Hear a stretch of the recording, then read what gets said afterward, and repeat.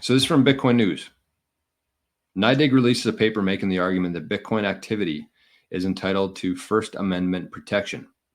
First, Bitcoin consists entirely of the creation and transmission of information, which is speech,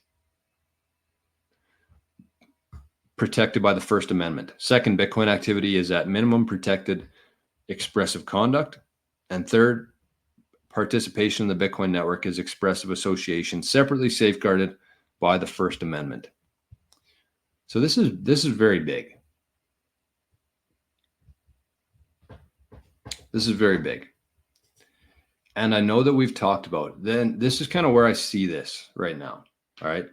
So they've released this paper making the argument. So it's not official. It's just kind of they're putting it out there to the world, letting people know that Bitcoin, you cannot mess with Bitcoin because it consists entirely of the creation and transmission of information, which is protected, which is speech protected by the First Amendment.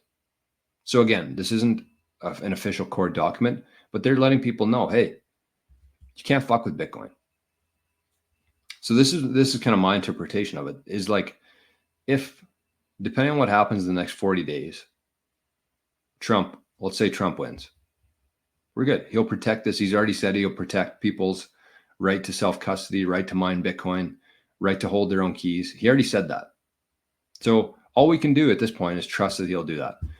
Kamala Harris on the other side, I think that this is where that's why this is important. Because I think that if Kamala Harris were to get to, again, somebody called me out on YouTube for this the other day, but if she wins the election, she will probably go after Bitcoiners first day or first week, first month. She'll say, you have to KYC yourself. And I hate when people put words in other people's mouth, but this is just based on their last 4 years of trying to destroy Bitcoin in America. So this is just my opinion. This is not her actually saying this or for sure going to say this, but this is what I think she's going to say.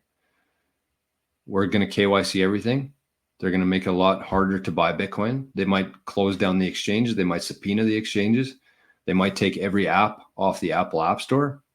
And that would have significant impacts for the Bitcoin world, even though it is just the US, very small. I shouldn't say it's small, but it's only a piece of the whole world here. But it would have a very negative impact short-term on Bitcoin. And she could write those laws, put them into effect. People would be spooked. They might stop using Bitcoin. They might sell their Bitcoin. There might be a big dump.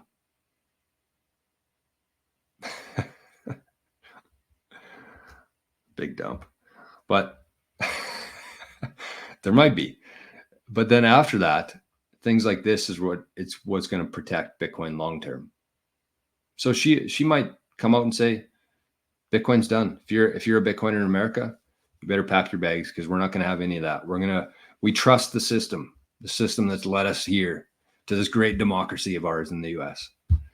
But then eventually it will be overturned in court because this is legitimate. Bitcoin consists entirely of the creation and transmission of information, which is speech protected by the First Amendment.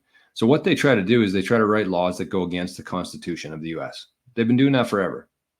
And by the time it gets overturned in court, people have already made up their mind about it. People have already acted. They've already sold their Bitcoin. So that's why this kind of thing is very important for the long term.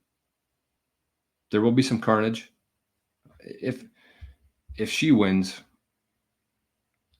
the Bitcoin journey is canceled. Maybe. Or we'll just be doing it from a beach somewhere else. But if she wins, we're in a lot of trouble. I'll tell you that for free.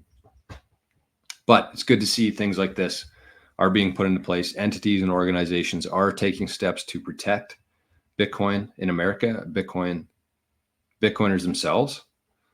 So shout out to NYDIG for that. Big shout out to NYDIG.